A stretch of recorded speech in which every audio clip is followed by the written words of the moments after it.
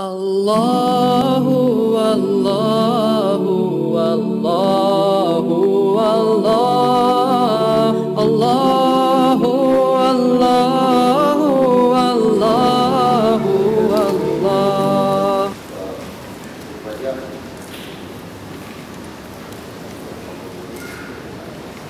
Wa Nabi Hurairah wa Nabi Sa'id bin Khudri radhiyallahu anhu syaqqa rawi wa la yaduku syaqqa fi aini sahabi li'annahu kulluhum sudur. Qala lamma kana yawmul qudwah asaba an-nasa faja'a wa qala ya Rasulullah law atinta lana wa nahalna nawaqihana fa akalna وادهنا فقال رسول الله صلى الله عليه وسلم افعلوا فجاء عمر رضي الله عنه فقال يا رسول الله ان فعلت فلنهم ولكنهم بفضل ادوانهم ثم ادعوا الله لهم عليها ببركته لعل الله ان يجعل لهم في ذلك البركه فقال رسول الله صلى الله عليه وسلم نعم فدعا بندع فثبت قوله ثم دعا بفضل أزواجهم وجعل الرجل يجيء بكف جرة ويجيء الآخر بكف تمر ويجيء الآخر بكسرة حتى اجتمع على فإن ذلك شيء يسير فدعا رسول الله صلى الله عليه وسلم ببركته ثم قال خذوا في أوعيتكم فأقروا في أوعيتهم حتى ما نراهم في العسكر رئاء إلا طلبوه وأكلوا حتى شبعوا وفضل فقال رسول الله صلى الله عليه وسلم أشهد أن لا إله إلا الله وأني رسول الله لا يرضى الله به ما عبدت بين شكي ويبجد عن الجنة. Dari Abu Hurairah radhiyallahu anhu atau dari Abu Sa'id Al-Khudri radhiyallahu anhu yang merawikan hadis ini ragu-ragu apakah dari Abu Hurairah atau dari Abu Sa'id. Tapi keraguan semacam ini tidak membahayakan samanya hadis dan dalam diri sahabat sebab semua itu adalah orang-orang adil. Katanya ketika terjadi perang Tabuk maka orang-orang satu menderita kelaparan lalu mereka berkata, ya Rasulullah, bagaimana andaikan Tuhan izinkan saja kita menyembelih unta-unta kita, kemudian kita dapat bersama-sama makan dan berminyak dengan umatnya. Rasulullah SAW lalu bersabda, lakukanlah itu, tak disembelihlah. Kemudian datanglah Umar radhiyallahu anhu lalu berkata, ya Rasulullah, jika Tuhan membolehkan itu dilaksanakan, maka berpulanglah kenderaan yang dapat dinaiki, tetapi panggillah orang-orang itu dengan membawa sisa-sisa bekalnya sendiri. Kemudian berdoalah kepada Allah untuk mereka akan mendapatkan keberkahan. Barangkali Allah akan memberikan keberkahan dalam makanan mereka.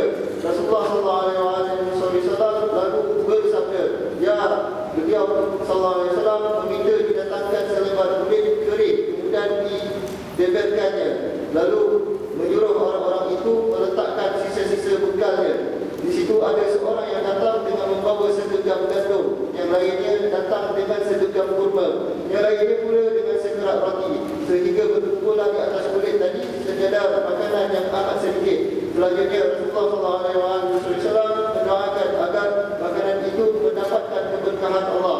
Lalu beliau SAW bersabda, ambillah itu di masing-masing wadahmu. Orang-orang sahabat mengambilnya di wadahnya sendiri-sendiri sehingga tidak sebuah wadah pun yang mereka tinggalkan di kalangan kita kala itu, melainkan sudah diisi penuh-penuh. Mereka dapat makan sampai kenyang dan masih ada sisa kelebihannya. Seterusnya Rasulullah SAW bersabda, saya menyaksikan bahawa tiada Tuhan melainkan Allah dan bahawa saya adalah Rasulullah. Tiada seseorang apapun yang menerima kedua kalimat syahadat itu setelah matinya nanti, sedangkan ia tidak ragu-ragu lalu ditolak dari masuk syurga. Maksudnya orang yang diketahui mempunyai keyakinan yang mantap mengenai dua kalimat syahadat itu pasti tidak terhalang untuk masuk syurga. Riwayat Muslim. Aywa. Hadis menyentuh tentang bab ar-raja, bab mengharap. Hadis ini panjang, kaitannya dengan tema besar, judul besar kepada kitab ini, bab ar-raja, adalah penghujung kata-kata atau sabda baginda Rasulullah sallallahu alaihi wasallam, yaitu dalam sabdanya beliau bersabda, aku naik saksi tiada Tuhan selain Allah dan aku adalah Rasulullah. Tidak ada seorang hamba yang berjumpa dengan Allah. Dengan dua kalimat itu, tidak dalam keadaan ragu meyakininya dan menghalang dia untuk masuk surga.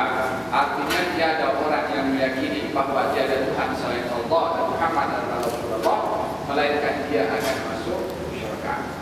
Ini adalah merupakan ikatan atau kaitan antara hadis yang panjang ini dengan tema besar berkenaan dengan raja. Artinya orang yang diberikan la ilaha illallah Muhammadur Rasulullah, meyakininya tanpa ada keraguan, maka yakinlah bahwasanya dua kalimat itu boleh menjadi penghalang dan menghadang kepada dia untuk kekal berada di neraka, melainkan dia pasti juga akan masuk surga dengan kalimat itu. Walaupun sepanjang hidupnya tak beramal, walaupun sepanjang hidupnya tak beramal, tapi dua kalimat syahadat itu ada di dalam hatinya, diyakini tanpa ada keraguan, kalimat itu akan menghalang dia untuk kekal berada di dalam neraka, melainkan dia akan dimasukkan ke dalam surga. Tapi selain daripada apa yang menjadi tema dan tajuk pada pembahasan hadis ini, ada beberapa perkara yang untuk diambil faedah dan pengajaran daripada hadis yang panjang ini. Pertama, perawi ragu-ragu meriwayatkan hadis itu daripada Abu Sa'id Al-Khudri ataukah daripada Abu Hurairah. Kita dalam ilmu mustalah hadis mesti ada sanad daripada satu rawi kepada rawi yang lain sampai kepada Rasulullah dengan yakin.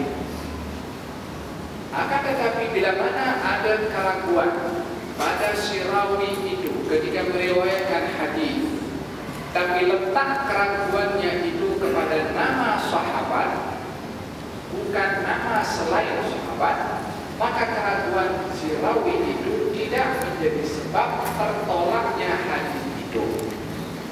Sebab keraguan rawi kepada nama sahabat itu tidak mengubah status nama yang diragukan itu adalah sahabat. Tak kira siapapun namanya, mungkin Abu Sa'id atau mungkin Abu Hurairah, kedua-duanya sahabat. Kalau bukan Abu Sa'id, itu adalah Abu Hurairah. Bila mana keraguan ini kepada sahabat di dalam namanya, sahabat itu adalah kedudukannya adalah udul.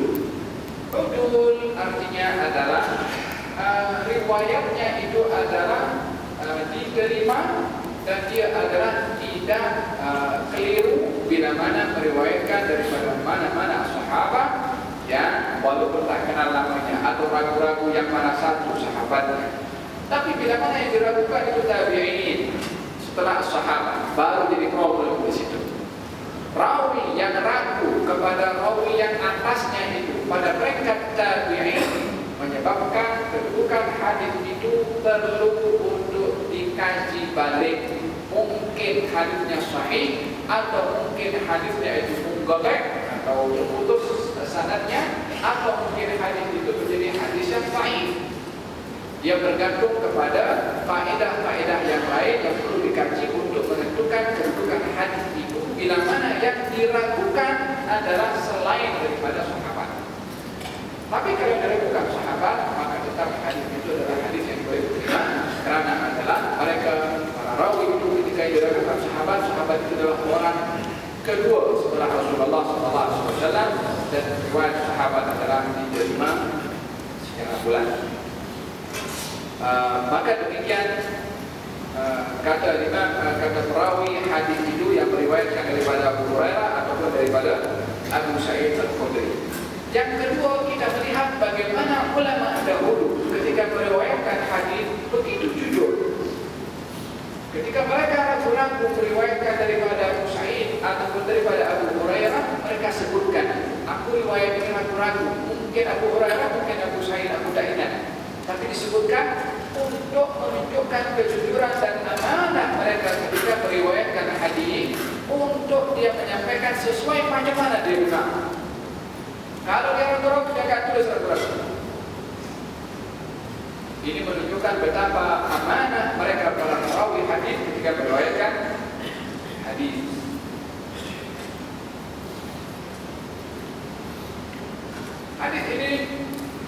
menceritakan tentang apa yang berlaku dalam peperangan Tabuk. Peperangan Tabuk adalah peperangan yang terakhir terjadi di antara keseluruhan peperangan Nabi Muhammad sallallahu alaihi wasallam, tepatnya adalah berlaku pada tahun ke-9 pada hijrahnya Nabi sallallahu alaihi wasallam.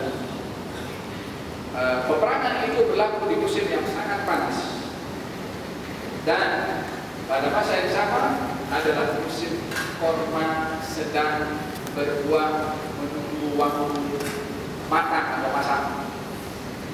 Sehingga bila mana tiba seruan untuk keluar berperang dalam peperangan Tabuk, maka sahabat dicabar dengan cabaran yang begitu besar. Cabarannya adalah macam mana nak keluar, sementara mereka yang mempunyai kebun korma sedang menunggu menuai korma yang sedang yang tak lama lagi akan masak. Maka dalam hal ini mereka yang mendengar seruan daripada Rasulullah, mereka keluar semuanya, kecuali orang-orang munafikin yang dengan pelbagai keuzuran berkata kepada Rasulullah macam-macam keuzuran. Dan ada 3 orang sahabat Nabi yang salah seorang daripada mereka bernama Ka'ab ibn Malik, yang dia tidak ikut bersama dengan Nabi disebabkan oleh kerana menunggu akan korma yang masak. Salah seorang daripada mereka juga yang tidak ikut bersama dengan Nabi SAW. Dia ikut awalnya, lepas itu dia patah balik keluar sikit-sikit, masuk balik lagi ke Madinah. Dia mempunyai 2 orang isteri. Yang satu berada di rumahnya, yang satu berada di rumah yang lain. Ketika kedua istrinya ini tahu si fulan ini kembali, maka mereka kedua-duanya itu menyediakan persiapan yang selesa. Itu rumahnya di macam guna spray nanti daripada air supaya sejuk. Jadi masuk ke rumah itu dengan macam sejuk rekod lah sekitar dia bilangnya bagi air supaya sejuk. Walhasil yang mengundang kepada satu keinginan tertentu. Maka di dalam hal ini dia masuk, kemudian dia pindah ke masuk ke sebelah pun dalam keadaan yang sama. Dia berfikir pula, aku nak masuk rumah dengan keadaan sejuk, bila aku pun dalam keadaan basah. Sementara Rasulullah di bawah terik panas matahari kepanasan, aku nak sejuk-sejuk di rumah. Dia mengatakan kepada istrinya, siapkan semua bekal aku. Disiapkan keperluannya semua. Dia naik lagi kemudian kejar kepada Rasulullah SAW sampai jumpa. Dia bercerita kepada Rasulullah SAW. Nabi doakan dia. Fasyahid adalah keadaan waktu itu adalah untuk mencabar kepada sahabat yang 3 orang yang tidak ikut bersama dengan Nabi dalam peperangan itu akhirnya dihukum oleh Nabi SAW dengan keburukan, dan kisahnya diceritakan oleh Allah dalam Al-Quran Al-Karim dalam surat At-Taubah yang akhirnya turun ayat yang melepaskan ataupun membebaskan mereka daripada hukuman Allah Subhanahu wa Ta'ala. Syahid adalah peperangan Tabuk ini adalah peperangan terakhir yang dihadiri oleh Nabi SAW karena itu berlaku di musim panas dan mencabar kepada para sahabat radhiyallahu anhum. Asaban nasu maja'atan, maka manusia tertimpa lapar dalam perjalanan itu. Maka mereka berkata kepada Rasulullah, sekarang ini lapar, bagaimana kita perlu air? Maka ya Rasulullah, baik kalau begitu kita potong onta-onta ini sehingga kita boleh makan dagingnya dan kita manfaatkan air yang ada dalam perut onta. Karena onta ini keistimewaannya adalah boleh menyimpan air untuk dalam jumlah yang banyak, kuantiti yang banyak. Maka dalam hal ini mereka sahabat sangat memerlukan kepada air. Maka ketika memberikan cadangan kepada Rasulullah untuk menyembelih kepada onta untuk dimanfaatkan dagingnya dan juga airnya, maka Nabi SAW menimbang kepada perkara itu. Adakah membiarkan onta itu hidup untuk menjadi tunggangan kepada kita sementara nyawa ini terancam, ataukah kita sembelih onta sehingga transport itu mungkin berkurang, tapi energi boleh ada, boleh makan daging onta dan air yang ada dalam perut onta itu.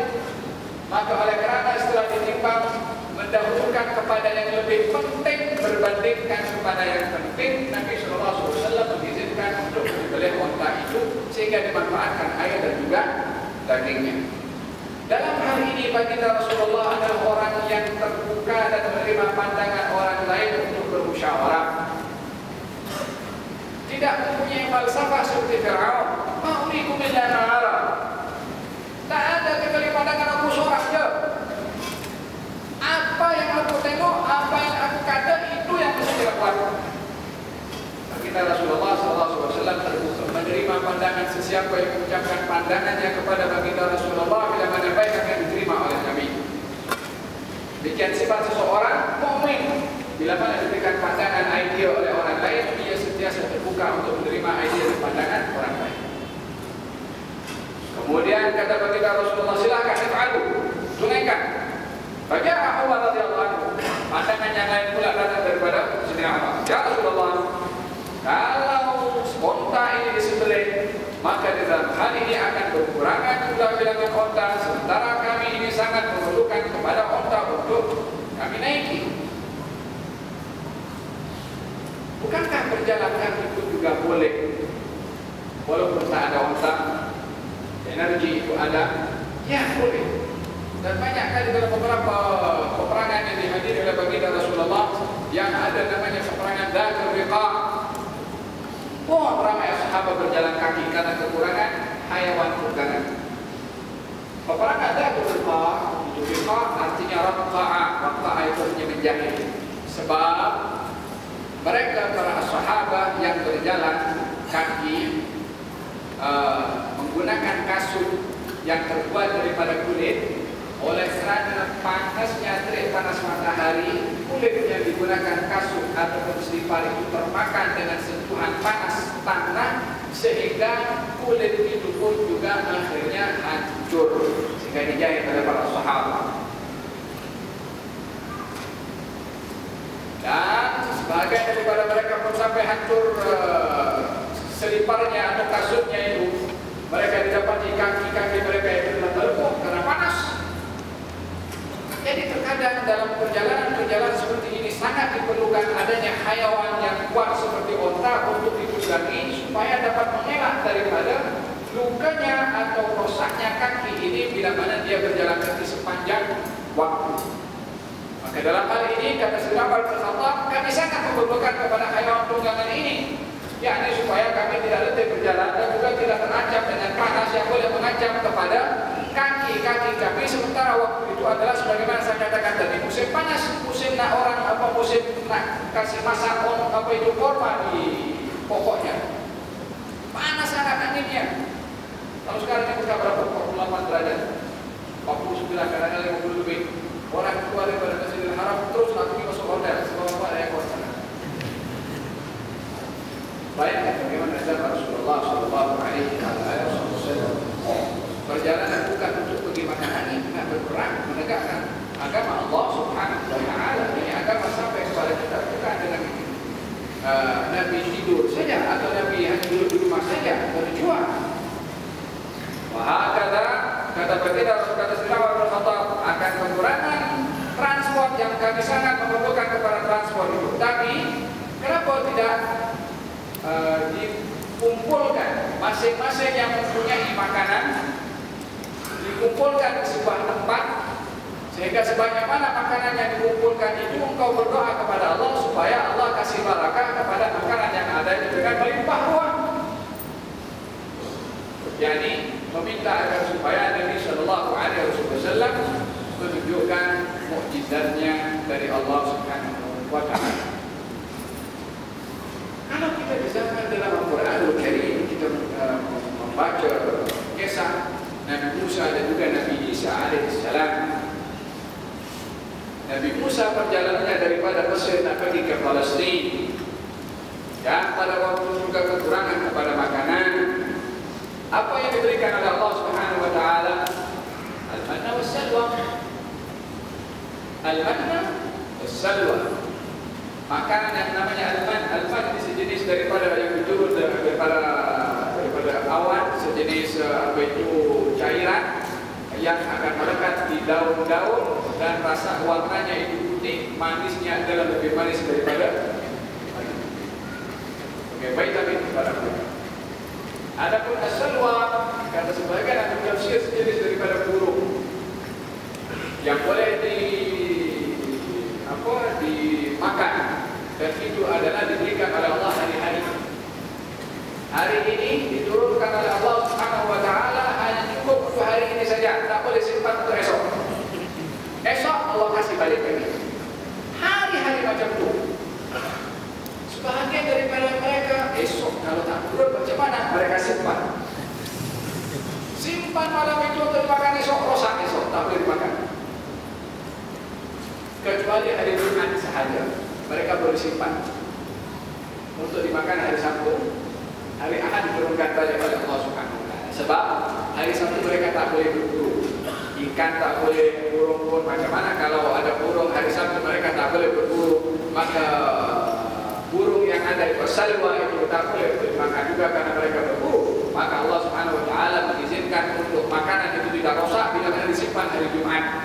Esok hari Sabtu boleh makan. Subhanallah. Hari Isnin, Khamis, Selasa, Rabu, Kamis bila mana disimpan, esoknya rosak. Hari Jumat bila mana disimpan, tak rosak. Sebab apa? Yang merosakkan, yang tidak merosakkan sama Allah Subhanahu wa taala mampu berbuat apa saja kepada ciptaannya. Apa yang mengherankan sementara sumbernya adalah satu, yaitu Rabbul Alamin Subhanahu. Turunkan nama Rasulullah. Tapi pasal dasar tidak merasa puas hati atau rakus, mereka mengatakan, lalu ya Musa, lan tasbira ala ta'amin wahidin fad'u lana rabbaka yukhrij lana mimma tunbitul ardu wa biha wa shaiha wa fudiha wa adasiha wa qasaliha. Ya Musa, tak cukup ini satu jenis makanan, apa nama sebelah hari-hari mana Rasulullah. Tak cukup. Mintalah kepada Tuhanmu supaya memberikan kepada kami apa? Sayur mayur, ketimun, kacang dan bawang merah dan bawang putih. Diberi makanan sedap daripada langit diturunkan oleh Allah Subhanahu wa taala. Minta kacang dalam, minta bawang merah, minta bawang putih. Walaupun semuanya nikmat dari Allah Subhanahu wa taala, tetapi bagaimana menunjukkan sifat mereka itu yang tidak yakin kepada apa yang diberikan oleh Allah Subhanahu wa taala. Nah, makanan mereka nampak dengan mata mereka sendiri. Oke, itu tak. Kita panjang lebar perkara dengan Israel. Yang penting Allah turunkan makanan kepada mereka tanpa mereka berusaha, tanpa mereka pun menanam dan sebagainya, dikasih terus oleh Allah SWT. Nabi Isa alaihissalam ketika ditanya oleh kaumnya, ya Isa bin Maryam, hal yastati'u rabbuka? Wahai Isa anak Maryam, adakah Tuhanmu itu mampu an yunzila alaina ma'idatan minas sama', untuk menurunkan kepada kami makanan daripada langit? Maka Nabi Musa, Nabi Isa pun berkata, turunkan kepada kami makanan daripada langit itu. Kullu idan li awwalina wa akhirina wa ayatan minka, untuk menjadi hari raya bagi kami dan tanda kebesaran akan ketuhanan. Maka diturunkan oleh Allah Subhanahu wa taala makanan daripada langit. Apa yang sulit bagi Allah Subhanahu wa taala untuk menurunkan semua itu sementara Dia adalah Allah dalam Maha Berkuasa. Demikian juga yang berlaku kepada Rasulullah. Kalau berlaku kepada Nabi Musa, berlaku kepada Nabi Isa alaihissalam, akan berlaku kepada Muhammad sallallahu alaihi wasallam. Kata Nabi marhaba, kalau kumpulkan semua, ada datang buah kurma, ada datang buah gandum, ada datang buah roti, letakkan di depan, dan berdoa kepada Allah Subhanahu wa taala.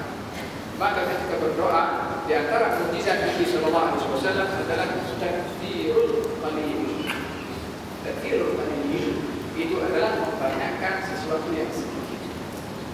Tapi kadang-kadang berlaku tanpa sebab, kadang-kadang berlaku dengan sebab. Maksud tanpa sebab atau ada sebab adalah terus diberikan, ataupun terkadang juga diletakkan makanan itu sedikit, maka Nabi Shallallahu Alaihi Wasallam akan datang berdoa dan makanan itu menjadi banyak. Dan ini berlaku lebih daripada sekali. Dalam peperangan Khandaq, Jabir bin Abdullah memanggil kepada baginda Rasulullah, ya Rasulullah, sesungguhnya istri saya memasak makanan yang cukup untuk 7 atau 8 orang atau 10 orang. Panggillah sesiapa selain daripada kamu yang cukup untuk 10 orang, pulang kepada kamu siapa yang boleh panggil. Sementara orang datang adalah jumlahnya ratusan, hampir 1000 orang. Maka kata baginda Rasulullah, ya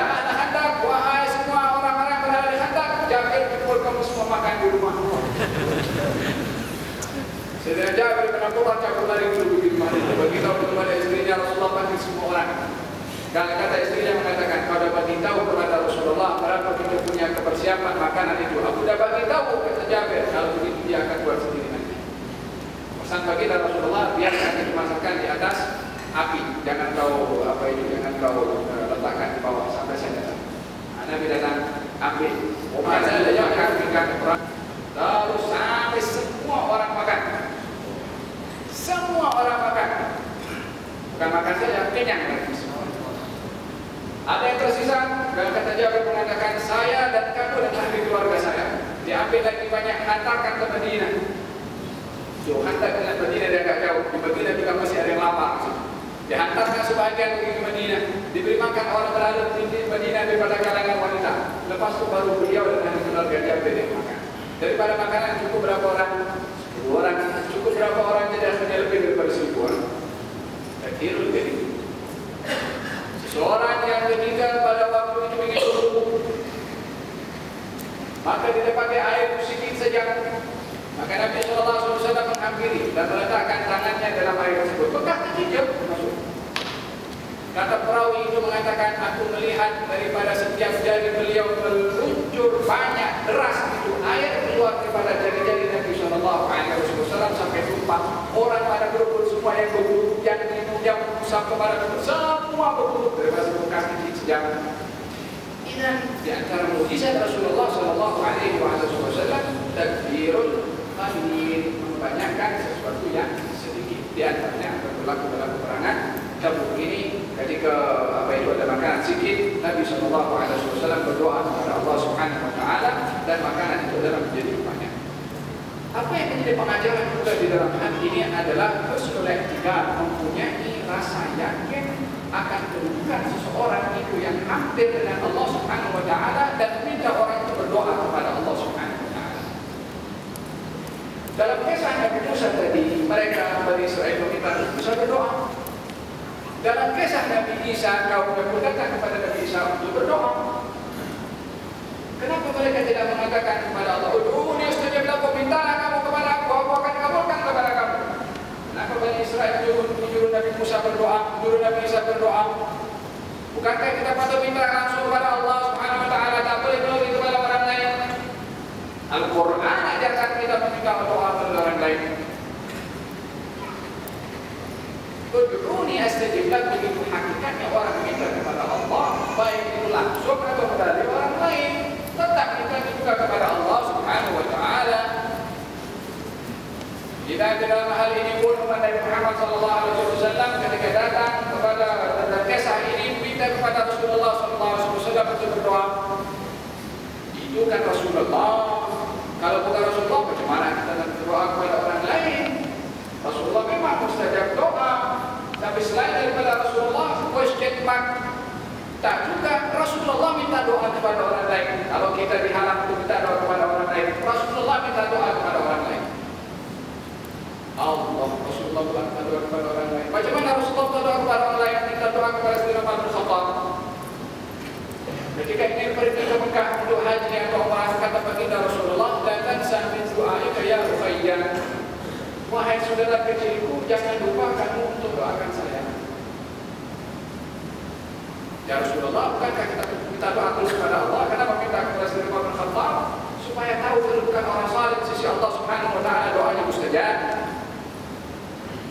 Hakala akidah yang kita belajar daripada Rasulullah dan juga daripada para sahabat radhiyallahu anhum yang mengingkari kepada apa perkara yang sudah berlaku di zaman Rasulullah dan juga kepada para sahabat, maka dia ikut jalan dia sendiri.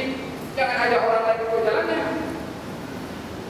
Kita berpegang kepada manhaj sahabat, manhaj yang dibawa oleh Rasulullah sallallahu alaihi wa ala alihi wasallam. Tidak, antara pengajaran yang diambil adalah mempunyai menghormati kepada orang yang ada kedudukan di sisi Allah Subhanahu Wa Taala, dan di atasnya adalah meminta doa kepadanya kepada Allah Subhanahu Wa Taala. Wallahu taala alam. Hari ini kita satu hadis dulu. Satu ada lebar berbahaskan. Masyahid adalah berkenaan dengan masalah ar-raja, yaitu orang yang mengucap la ilaha illallah atau asyhadu an la ilaha illallah Muhammadar Rasulullah. Ada adalah akan masuk syurga, walaupun tidak beramal, walaupun akan masuk dalam neraka juga, tidak akan kekal berada di dalamnya. Hadis ini juga memberikan satu isyarat bahwasanya Rasulullah sendiri bersaksi kalau dirinya itu diminta untuk beriman kepada kenabian dan kerasulan. Sebab Nabi ketika berdoa dan makanan itu jadi banyak, maka dia mengucapkan asyhadu an la ilaha illallah wa anni rasulullah.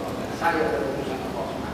Artinya Nabi sendiri imani atau dituntut untuk beriman kepada kenabian yang Allah beri kepada baginda Rasulullah sallallahu alaihi wasallam. Wallahu taala a'lam.